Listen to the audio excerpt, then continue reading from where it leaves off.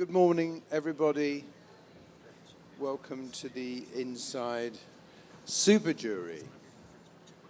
And I'll just briefly introduce everybody along the table. I'm Nigel Coates, and I'm the Inside Festival Director. And Ingrid van der Heijden from Holland. Friedrich Ludwig from Germany, Mark Dytham from Japan, and Anna Liu from Dyson here in Singapore. Thank you. But we won't do introductions of all of us every time. Please give it a go. We are with education winner KPMB Architects. You have 10 minutes, which we will not interrupt. Excuse us for looking at that, because that's the only way we can see what you're up to. Thank you.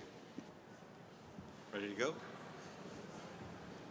Good morning. I'm Paulo Rocha, a partner at KPMB Architects in Toronto, Canada, and I'll be presenting our recently completed Center for Computing and Data Science building at Boston University, currently the largest sustainable and operational fossil fuel-free building in Boston. The university is located in Boston, Massachusetts, a global center for higher education with over 40 institutions in the metropolitan area. The university's main campus stretches along Commonwealth Avenue, which serves as a backbone to the campus on the southern shores of the Charles River, across from MIT and downstream from Harvard.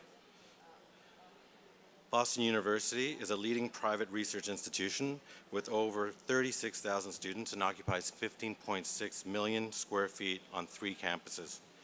Towering over the Charles River, this new 350,000 square foot building, 19-story facility brings 3,000 students, faculty, and staff together daily. The Center for Computing and Data Sciences is a hub for data-driven academic endeavors and is located at the heart of the campus, a hub for interdisciplinary computing fields with classrooms, labs, and research institutions.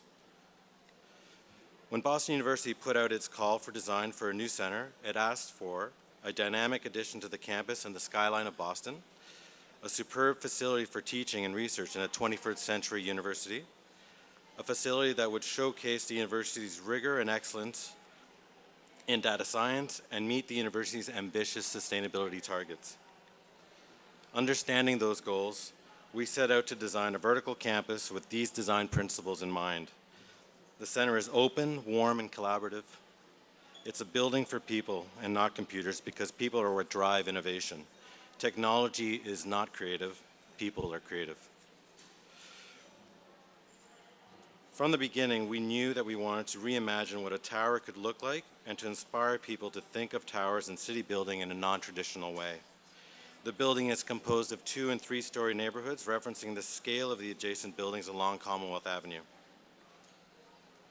By lifting the tower at grade, opening up the corners of the site creates a transparency and expands the public realm. Shifting the volumes creates research neighborhoods and departmental identity within the vertical campus. Organized as a vertical campus, our goal was to create a building and interior that encouraged interaction, interconnectivity, and a sense of community. The stairs offer a ribbon of movement spanning the full height of the building, providing easy access between neighborhoods and spaces, and the tower is comprised of research neighborhoods for each department. The transparent podium rises 4 stories and accommodates the larger programmatic spaces, offering a series, seems to be glitchy on there, a series of zones for interaction. The shifting floor plates creates rooftop terraces and outdoor spaces within each neighborhood, and collaboration spaces are strategically located throughout the building. Porosity and transparency at grade was important to engage with the street and invite the campus in, expanding the public realm into the building. Much of the ground floor is open, filled with areas for study and collaboration, a cafe, and classrooms on display. This animates Commonwealth Avenue, broadcasting the energy of the building and blurring the interior space with the exterior public realm. The open ground floor connects the inside out and the outside in. Benches, floor finishes, wood soffits flow from the interior to the exterior space fluidly. And the surrounding buildings and landscape become backdrops to the interior spaces. A student-run cafe also animates the ground floor, and the entire building is walkable with elevators visible and accessible upon entry. An abundance of collaboration spaces throughout, featuring furnishings with low carbon emitting materials, surround a central atrium, uniting faculty and students and connecting the 6 public classroom floors. A collaboration terrace connects the ground and second floors, offering lounges and study spaces along Commonwealth Avenue, animating the street and adding to the vibrancy of the building. Low carbon materials were carefully selected for the interior of this project to promote occupant well-being and carbon reduction. From the finished concrete floors to the carbon-neutral carpets and rubber flooring, the materials enhance indoor air quality, human health, and comfort. Natural materials such as wood and stone act grade, evoke warmth, and reinforce a sense of harmony with nature. The human-centered design meets the needs of the students and staff that use it. We provided an array of choice for the user, from quiet contemplative spaces to lounge-type informal spaces to more structured collaboration spaces, and you can find your needs within the building. Lounges, collaboration spaces, and teaching spaces located throughout the building are open, flexible, and light-filled. BU Spark, pictured here, is an incubator, an experiential learning lab located on the second floor adjacent to the collaboration terrace. A spiraling, bold atrium stair featuring black steel and oak wood intensifies opportunities for exchange and spontaneous interaction, creating a ribbon of movement that provides visual connectivity to all levels of the podium. The podium houses 2 computer labs and 12 classrooms that serve the departments within the building and other departments on campus. Signage is integrated into the design and is strategically placed, enhancing the building's wayfinding experience. The inner pedestrian route is lined with white oak, giving you direct contact with the warmth of natural materials. This atrium is at the heart of the building, where the energy of the building is really felt, and is often where people take selfies. It culminates at the 5th floor wood and glass pavilion, where students can grab a bite to eat.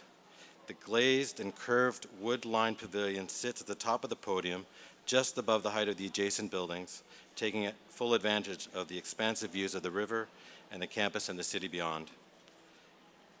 Natural light floods in from floor-to-ceiling windows, and the space extends out over the accessible green roof terraces, bringing nature into the space and improving people's health and well-being. The tower above the podium is primarily faculty department floors. Focusing on people's experience in the tower, a few key principles were established. First, to provide access to natural light and views. You're always oriented to the city when you arrive at each faculty floor on access with the elevator lobbies. Offices are fully glazed, driving the light to whiteboard-clad walls of the corridors. Every space is an opportunity for teaching and learning. There is approximately 3,000 linear feet of whiteboard surface throughout the tower, circulation spaces, and collaboration spaces. Corridors always culminate in light and view. The second principle is to create an abundance of collaboration spaces for formal and informal gathering. The hierarchical corner offices were removed in favor of open, bookable collaboration spaces open to all users. The interior provides ample, naturally lit collaboration spaces and whiteboard-clad walls throughout to encourage the sharing of ideas. And color infuses vibrancy into the tower floors and act as a wayfinding tool for users. All 4 corner collaboration spaces are different colors with different furniture configurations to give the user as much choice as possible. Blue furnished spaces face the Charles River, while green face Fenway Park, allowing people to easily orient themselves in the building. The tower floors are connected by a communication stair that moves up the perimeter of the building. fostering connectivity, interaction, and serendipitous encounters. Rooms are modular to accept single, double, triple, and quad occupancy, as well as open workstations and meeting rooms. Because of the intimate floor plates, each floor is incredibly walkable, and occupants are never too far away from each other, even when they're situated opposite ends of the tower floors. Culminating at the top of the building on the 17th floor, overlooking the Charles River, is a large double-height multi-purpose space that supports various uses. It's a space for visiting lectures, a seminar space, a classroom, and when not in use, another space for students. Sometimes it's also a yoga space. With an adjacent exterior terrace surrounded by spectacular views of Boston. Beyond its role as a university building, the building's bold presence and vibrant human-centered interiors has transformed both the campus and the city. The center provides a place for ultimate connectivity, delivers on sustainability goals, prioritizes the well-being of its students, faculty, and visitors, and sets a high standard for design excellence. Thank you. Thank you very much. Thanks a lot. It's a very exciting project. I'm going to ask the first question, and then my colleagues we're going to sort of do rotation.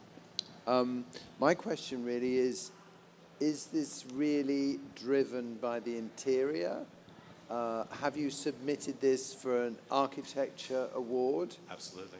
You have? It's both. It's both. So what maybe the WAF has got things wrong for projects like yours, because we're here looking for exceptional interiors, and I'm not saying that the interior isn't exceptional. Others have already decided that. But do you really separate the inside from the outside? I think that's at least in the world of architecture, sometimes that's a misconception of there's a design for the exterior that maybe the architect takes hold of, and there's a design of the interior. In our practice, we have both architecture and interior designs and we design the gamut. So there's really a connection between the inside and outside, and there needs to be a integration of both at a larger scale, especially in a faculty building where you're not walking into a different world. No, absolutely. No, I follow you. But may I be indiscreet and ask if you were given a prize for the architecture? I was not. So you were given an award for the interior, but not for the... Okay, thanks. So, I guess that says something about our interior design skills. yes. We're going to change our names to KPMB Interior Design. Right. About the interior, I was wondering, it seems quite strict of what is where, with the color concept as an example. I was wondering, how is this building flexible in time for the users? How easy is it to change the use of certain spaces if there's on this side there is this innovation space in green and other place it's in blue? Right. Well, the collaboration spaces are quite flexible, and each department decided what type of, we did the colors for a wayfinding tool, so you're never saying to your colleague, let's meet in the northwest corner of the building. We would say, let's go to the blue collaboration space, and each collaboration space within each department is also focusing on either formal or informal or lounge spaces, so they have a complete, and those spaces are, they're flexible, they're movable furniture, so they can easily be interchanged. In terms of the tower floor plate itself, we've designed it, as I said, in modular type of office, so that if the needs of those departments grow, they need more interior offices or they need less, those modularities are there for you to kind of easily adapt. Sorry, I hope that answers your question.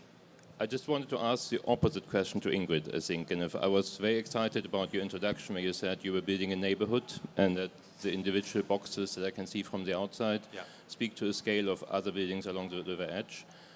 I was interested in how much in your interiors you've actually changed the interior for each of the boxes to actually have a slightly different language, because I would think that the neighborhood around you is actually quite different. It's a diverse set of neighborhoods and there's different choices. Yeah. Are the faculties apart from the colors you've shown, actually distinguished? So when I walk through the building, I feel like in which block I am? Right.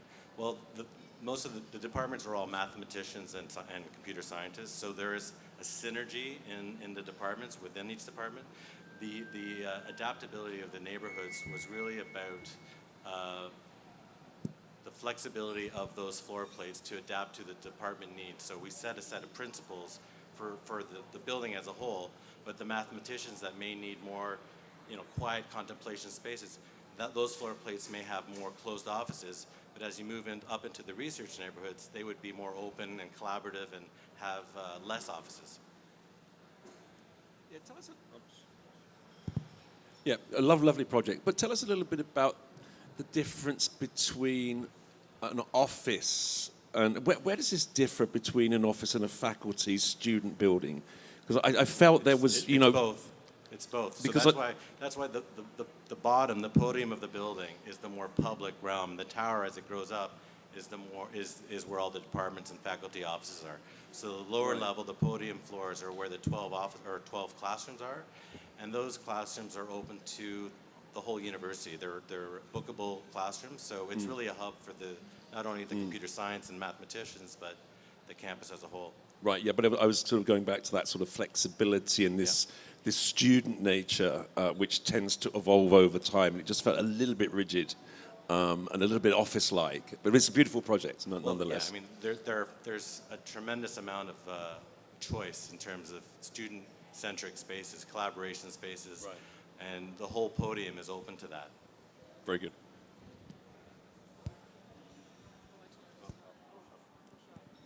Conscious you probably don't have much time to answer now. Are we okay for timekeeping, Nigel? 3 minutes. Okay. I'm interested in the innovation aspects of what you were sort of talking about. You just talk me through some of the key features that you think really drive innovation. Sustainable innovations that we did on the project? No, I mean innovation in terms of how do you drive innovation within the students and the faculty members within the building?